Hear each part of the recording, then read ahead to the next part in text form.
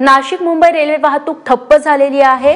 वाराणसी दादर एक्सप्रेसचं इंजिन बंद पडलेलं आहे, त्यामुळे रेल्वे वाहतूक पूर्णपणे बंद असल्याची माहिती मिळते आहे। सागर वैद्य आमचे प्रतिनिधी आता आपल्या सोबत आहेत। सागर, काय सध्याची स्थिती आहे?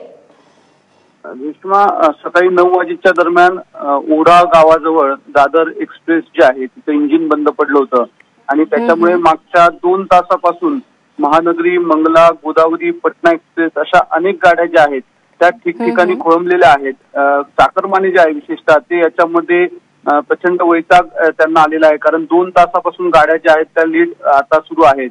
आताची परिस्थिती अशी आहे की युद्ध पातळीवर हे बंद पडलेलं इंजिन जे आहे त्याला पर्यायी इंजिन जोडून ही गाडी पुढे इगतपुरीकडे जाण्याचं काम आता सुरू झालेलं आहे। फक्त ज्या मार्गावरून पर्यायी इंजिन नेलं जातं त्याच मार्गावर हे इंजिन बंद पडल्यामुळे या सगळ्या प्रक्रियेला वेळ लागल्याचं रेल्वे प्रशासनाचं म्हणणं आहे। परंतु अगदी थोड्या वेळामध्ये आता वाहतूक जी आहे ती पूर्ववत सुरू होईल असं सांगितलं जातंय। परंतु गेल्या 2 तासापासून नाशिकहून मुंबईला जाणारी रेल्वे वाहतूक जी आहे ती ठप्प पडली आहे। निश्चित सागर, तुझ्याकडून अपडेट्स घेत राहू। तुर्तास धन्यवाद तू दिलेल्या माहितीबद्दल।